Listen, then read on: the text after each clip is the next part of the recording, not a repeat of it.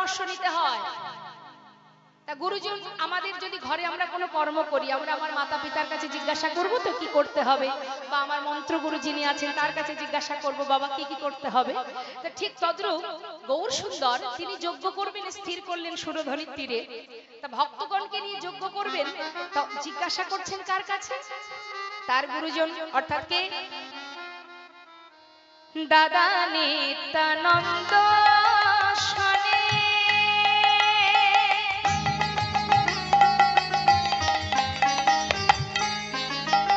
আজি বিচার করিয়া ওই না দাদা নিত্যানন্দের শনে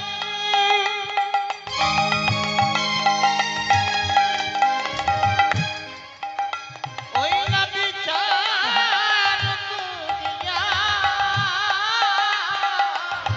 নিমন্ত্রণের লাগি প্রভু শ্রীবাসে পাঠাইলা। দেখো নিমন্ত্রণের লাগে প্রভু শ্রীবাসে পাঠাইলা। পরামর্শ করিলা পরামর্শ করিলা আজি পরামর্শ করিলা পরামর্শ করিলা কি করিতে হবে দাদা পরামর্শ করিলা কি করিতে হবে দাদা পরামর্শ করিলা। আজ নিমন্ত্রণে পত্র লইয়া শিবাসে পাঠাইলা। দেখো নিমন্ত্রণে লাগে প্রভু শ্রীবাসে পাঠাইলা। দাদা দাদা গো বলো না দাদা, আমার বড় ইচ্ছা আমি হরিনাম যজ্ঞ করব সুরধনির তীরে। তো দাদা উপায় বলে দাও, হরিনাম যজ্ঞ করতে গেলে আমাকে কি কি করতে হবে? নিত্যানন্দ প্রভু বললেন নিমাই, যজ্ঞ যদি করতে চাস ভাই সর্বাগ্রে সাধুগুরু বৈষ্ণবকে নিমন্ত্রণ করতে হবে। নিতাই গৌর হরি। কারণ বৈষ্ণব ছাড়া সম্ভব নয় যজ্ঞ। বৈষ্ণবের চরণ রজ অবনীর সুখ সম্পদ শুনো ভাই দিয়া এক মন আশ্রয় করিয়া ভজে তারে কৃষ্ণ নাহিতে যার সব মরে আকার। বৈষ্ণব ছাড়া যজ্ঞ হবে না ভাই, তাই আগে সাধুগুরু বৈষ্ণবের নিমন্ত্রণ করতে হবে, এটাই হচ্ছে নিয়ম। তা দাদা বেশ, সাধুগুরু বৈষ্ণবের যে নিমন্ত্রণ করব, নিমন্ত্রণের দায়িত্বটা কাকে দেব? কে নেবে দায়িত্বটা? গোটা নবদ্বীপবাসী সমস্ত সাধুগুরু বৈষ্ণবের অলি গলি ঘর আমি তো চিনি না, তাহলে এই নিমন্ত্রণের দায়িত্বটা কাকে দেয়া যায়? বলছে একজন আছে, সে হচ্ছে শ্রীবাস পণ্ডিত। হরি বল। শ্রীবাস পণ্ডিত কে মা? তারপরে কে ছিলেন? শ্রীবাস দেবশ্রী নারদ।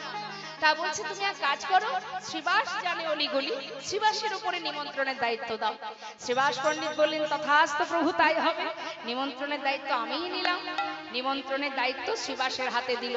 পত্রগুলো হাতে তুলে দিয়ে বলল শোনো শ্রীবাস, প্রত্যেকের ঘরে ঘরে যাবে, সবাইকে নিমন্ত্রণ করবে, সবাই যেন আসে সুরধনির তীরে, আমি সবাইকে নিয়ে হরিনাম যজ্ঞ করব। আহা, এদিকে নিত্যানন্দ প্রভু বললেন শ্রীবাস, নিমন্ত্রণের পত্র নিয়েছো, নিমন্ত্রণের নিয়ম জানো? আমার মায়েদের কাছে একটু শুনে নি। মা বলুন দেখি আপনারা এখন নিমন্ত্রণের নিয়মগুলো, মানে নিমন্ত্রণ কিভাবে করতে হয়? আপনার বাড়িতে যদি কোনো হরিবাসর হয় বা কোনো অনুষ্ঠান দেন, আপনারা বৈষ্ণব সেবা দেন, তো নিমন্ত্রণ কিভাবে করেন? কিভাবে করেন নিমন্ত্রণ? বললে কি হবে, বলে দিন না। এখন তো বাবা আগে যাও বা দুটো একটা চিঠি যেত এর ওর বাড়িতে, এখন তো ফোনেই সব নিমন্ত্রণ হয়ে যায়, তাই না? কি ঠিক বললাম তো? আজ আমার নিত্যানন্দ প্রভু শিখিয়ে দিচ্ছে শ্রীবাসকে, শোনো শ্রীবাস, নিমন্ত্রণের নিয়মটা জেনে রাখো। কিভাবে নিমন্ত্রণ করবে? সাধুগুরু বৈষ্ণবের কাছে যাবে, নিমন্ত্রণের পত্র দেবে, দিয়ে কি করবে? পত্রখানি দেবে হাতে, চরণ ধুলি নেবে মাথে। তাই গৌর হরি বল, হরি বল। হাতে চরণ ধুলি নেবে মাথে, পত্রখানি নেবে হাতে, চরণ যোগে সবাই যেন আসে, ওই নামে যোগে সবে যেন আসে, এই হরি নাম যোগে সবাই যেন আছে, এই নামে যোগে সবে যেন আসে। শোনো করো জোরে বলিবে, তোমরা করো জোরে বলিবে, করো জোরে বলিবে, আবার পায়ে ধরে বলিবে, করো জোরে বলিবে, পায়ে ধরে বলিবে, করো জোরে বলিবে, পায়ে ধরে বলিবে, এই হরি নাম মহাযোগে। পায়ে ধরে জয় গৌর হরি বল, গৌর এই হরি বল। হরি নামে মহাযোগে, ধরে বলিবে, এই হরি নাম মহাযোগে, পায়ে ধরে বলিবে, করো জোরে বলিবে, নামে যোগে সবে যেন আসে, এই হরি নামে যোগে সবাই যেন আসে। তাহলে নিয়মটা কি মা? বাড়িতে হরিবাসর দিতে গেলে ভগবানের সেবা, ভক্ত সেবা যেটাই তুমি করো না কেন, সবার আগে তোমাকে নতমস্তকে গলবস্ত্র হয়ে পত্র হাতে দিয়ে তার চরণধূলি মাথায় নিয়ে তোমাকে নিমন্ত্রণ করতে হবে। কি গো মা? আর এখন দেখবেন আমাদের মধ্যে কি হয়, দেখবেন বাবা যদি হরিবাসর হয় কারোর সঙ্গে যদি একটু রিসারিসি থাকে তাকে বাদ দিয়ে সেই অনুষ্ঠান শুরু হয়ে যায়। না ওর সঙ্গে ওকে ডাকবো না, ওকে নিমন্ত্রণ করব না, ও আমার সঙ্গে এই করেছে ওই করেছে তাই করেছে। এই যে রাগ, এই যে হিংসা, এই যে ক্রোধ, এই দিয়ে তো আর ভগবান সেবা হয় না বাবা। তাই গৌর হরি বল। সবার আগে তোমার মধ্যে যদি দীনতা না থাকে তাহলে তো আর সেই ভগবানের সেবা বৃথা হয়ে যাবে। তুমি লাখ লাখ টাকা খরচ করে বাড়িতে সেবা দিচ্ছ, ভগবত সেবা, ভক্ত সেবার আয়োজন করেছো, কিন্তু তোমার মধ্যে অন্যের প্রতি যদি হিংসা থাকে তাহলে তোমার ওই সেবা সবই বৃথা।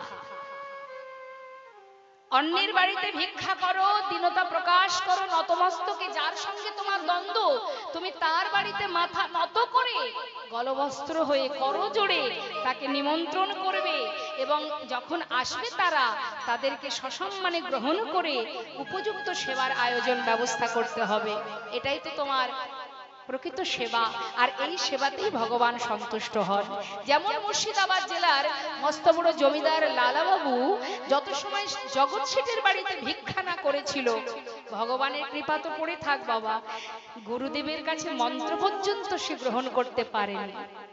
যত সময় তার ভিতরে সেই ক্রোধ রেখেছিল, যত সময় শেঠ বাড়িতে ভিক্ষা না করেছিল, তত সময় গুরু কৃপাও হয়নি, ভগবান তো দূরে থাক। তাহলে সবার আগে আমাদের ভিতর থেকে হিংসা দূর করো। তুমি যতটুকু কর্ম করো তাতে দুঃখ নেই। দেখবেন গ্রামে গ্রামে 1 থেকে 4টে অনুষ্ঠান হয়, নামযজ্ঞই বলুন, দুর্গাপুজো, কালী পুজো ইত্যাদি ইত্যাদি যাই হয়, তাদের মধ্যে আবার বাবা ফাইটিং হয়। কি ওরা 5 লাখ খরচ করেছে, আমি 10 লাখ খরচ করব, ওদেরকে দেখিয়ে দেব, এই করব ওই করব তাই করব, সবই হলো, অনেক টাকা খরচ হলো, কিন্তু তার মধ্যে এতটুকু ভক্তি তৈরি হলো না। কি করে হবে? আমি তো লোক দেখানো কর্ম করেছি, আমি তো অন্তর থেকে করিনি। তাদেরকে দেখাবার জন্য 5 লাখ বেশি খরচ করেছি, তারা দেখে গেছে, এটাই আমার আনন্দ। হরি বল, হরি বল। কিন্তু তোমার যেটুকু আছে, যতটুকু আছে, 100 টাকা আছে, বেশ তো, সেটাই ভগবানের সেবায় দাও না। যিনি বিশ্ব ব্রহ্মাণ্ডের মালিক, তাকে লাখ লাখ টাকা দিয়ে সেবা দেওয়া লাগে না। তিনি ভালোবাসেন শুধুমাত্র ভক্তের শুদ্ধ ভক্তি। ভক্তি যদি তোমার মধ্যে থাকে, বিশ্বাস যদি তোমার মধ্যে থাকে, তুমি যেটাই দেবে সেটাই ভগবান গ্রহণ করবে। আর সেটাই তো আমাদের মধ্যে নেই। আমরা বিশ্বাস করি সংসারকে, ছেলে মেয়ে দেখবে, স্বামী দেখবে, স্ত্রী দেখবে, কেউ দেখবে না জগতে, কেউ দেখবে না। যেজন দেখার মালিক, যিনি পাঠিয়েছেন, তিনি সময় হলে, যত সময় আমরা এখানে আছি তিনি আছেন, আমি যখন চলে যাব তখনও তিনি থাকবেন। অর্থাৎ আমার আশা থেকে যাওয়া পর্যন্ত তারই দায়িত্ব বাবা। আজকে এইদিকে কিন্তু খুব কথা হচ্ছে, এইদিকে কিন্তু কথা হচ্ছে। একটু কথা না বলে একটু শান্ত হয়ে বসুন না, যতটুকু সময় বসবেন। তাই আজ ভগবান নিজে কর্ম করে জীবকে শিক্ষা দিচ্ছে, যজ্ঞ করো, কিন্তু যজ্ঞের নিয়ম সবার আগে দীনতা প্রকাশ করো, নত হতে হবে। বেশ, শ্রীবাস পণ্ডিত বিলম্ব না করে নিত্যানন্দ প্রভুর কথা মতো পত্র মস্তকে নিয়ে এবার চললেন মনের আনন্দে সবাইকে নিমন্ত্রণ জানাতে। শুনিয়া শ্রীবাস গেল নদিয়া নগরে, শুনিয়া শ্রীবাস গেল নদিয়া নগরে। শিবাস চলে যায়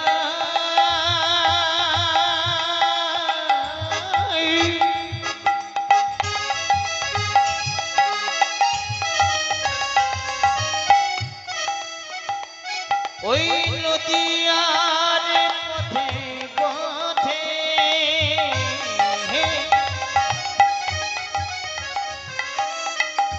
নেমন্তনের পত্র লইয়া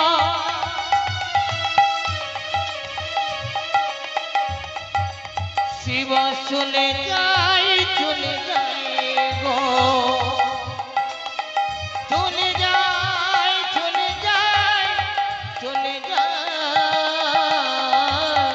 নিমন্ত্রণ আহা শুনিয়া শ্রীবাস গেল নদিয়া নগরে। ওরা শুনিয়া শিবাস গেল নদিয়া নগরে, নিমন্ত্রণ করিল সবে যোগে আসিবারে। নিমন্ত্রণ করিল সবে যোগে আসিবারে।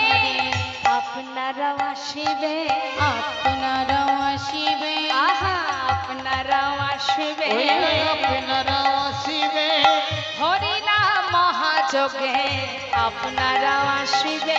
হরি নামে মহাযোগে আপনারা আসিবে। ওই হরিনাম মহাযোগে সুরধ্বনির তটভূমে, বিদায় গৌর হরি বল।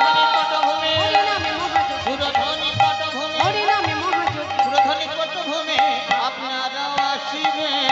নিমন্ত্রণ করিল সবে যোগে আসিবারে। নিমন্ত্রণ করিল সবে যোগে আসিবারে। যেই না ভক্তগণকে নিমন্ত্রণ করেছেন মা, আনন্দ আর ধরছে না বাবা। এই যে আপনারা আজ এখানে এসেছেন হরি কথা কৃষ্ণ কথা শ্রবণ করবার জন্য, হৃদয়ে যদি তার প্রতি ভালোবাসা না থাকে সে কি আসবে? এই এলাকায় তো অনেকেরই ঘর আছে, কিন্তু এই হরিবাসরে কি সবাই এসেছে? আসেনি। কারা এসেছে? যারা গৌর হরিকে ভালোবাসে, যারা প্রভুকে ভালোবাসে, প্রকৃত ভালোবাসে, তারাই এসেছে। তাদের প্রত্যেকের আলাদা আলাদা কর্ম আছে, কিন্তু সেই কর্মকে তুচ্ছ করে এসেছে কৃষ্ণ কথা হরি কথা শ্রবণ করবার জন্য। এটা হচ্ছে ভালোবাসা। ভালোবাসা না থাকলে কি করে যাবে সে?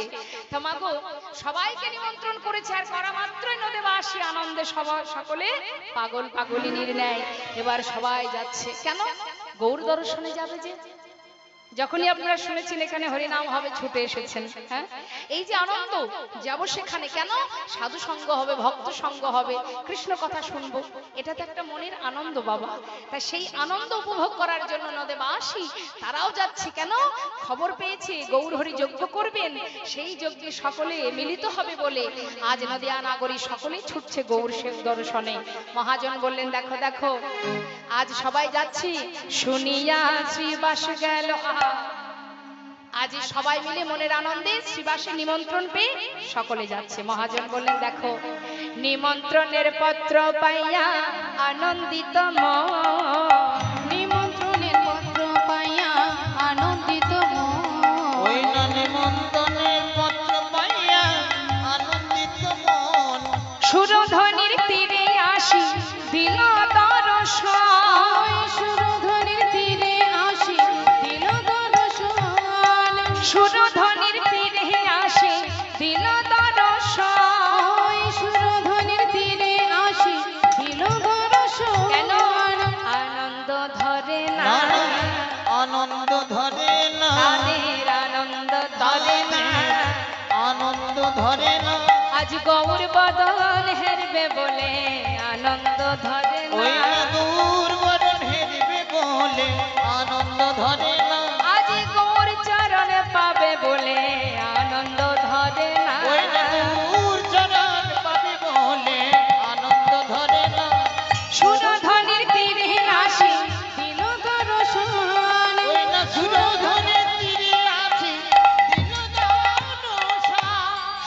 ভক্তগণ সুরধ্বনি তীরে এসে গৌরহরিকে অপলক দৃষ্টিতে তাকিয়ে দর্শন করছে বাবা।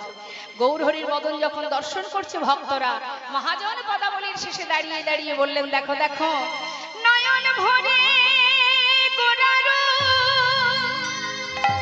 সকলে হেরিল, আজ বাসুদেব ঘোষে হেরে যেন প্রভাসে মিলিল। আজ বাসুদেব ঘোষে হেরে যেন প্রভাসে মিলিল। মহাজন দর্শন করে বলছে, যেন মনে হচ্ছে প্রভাসের তীরে মিলন হয়েছে ভক্ত ভগবানের। হরি বল হরি বল। ছোট করে আমরা একটু জামালি করে তারপরে লীলায় প্রবেশ করব। আহা প্রভাসে মিলিল রে বাসু কহে আজ প্রভাসে মিলিল। বাসু কহে প্রভাসে মিলিল রে। ও বাসু কহে আজ প্রভাসে মিলিল। বাসু কহে প্রভাসে মিলিল রে। বাসু কহে প্রভাসে মিলিল রে। বাসু কহে ধরে তো ধরে তো ধরে জাগি তেরে দেখি দাগ তেরে তেরে তো তেরে তো তাকি তেরে দেখি দাগ তেরে ঝা তেরে দেখি দাগ তেরে যা জি না তে যা জি না তে যা জি না তে ধরে তো ধরে জাগি তেরে দেখি দাগ তেরে তেরে তো তাকি তেরে দেখি দাগ তেরে ঝা তেরে দেখি দাগ তেরে জি না তে যা জি না তে যা জি না। বাসু কহে প্রভাসে মিলিল গো। বাসু কহে প্রভাসে মিলিল। বাসু কহে প্রভাসে মিলিল গো। বাসু কহে প্রভাসে মিলিল। প্রভাসে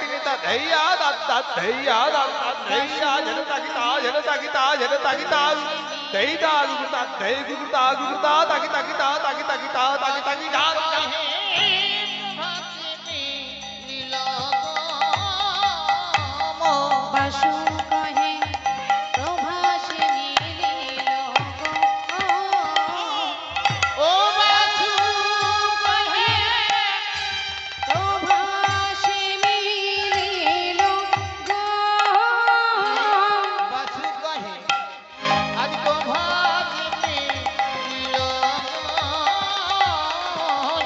বাসু কহে প্রভাসে মিলিল গো। বাসু কহে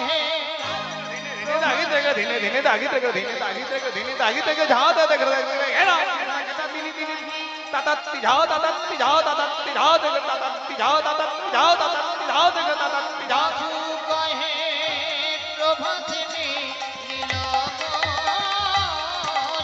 বাসু কহে প্রভাসে মিলিল গো। ও বাসু কহে প্রভাসে মিলিল গো। বাসু কহে প্রভাসে মিলিল গো। বাসু কহে প্রভাসে মিলিল গো।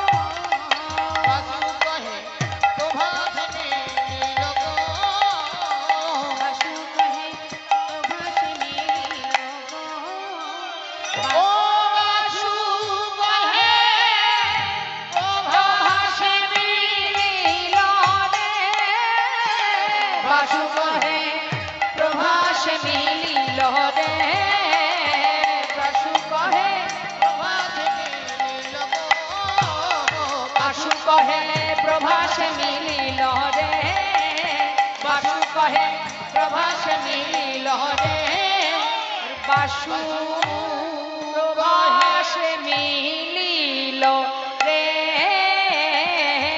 বাসু কহে প্রভাসে মিলিল রে, বাসু কহে প্রভাসে মিলিল রে, বাসু কহে প্রভাতে মিলিল রে বাসু কহে প্রভাসে মিলিল রে, বাসু কহে প্রভাসে মিলিল রে, হে বাসু কহে বাসু কহে প্রভাসে মিলিল রে, হে বাসু কহে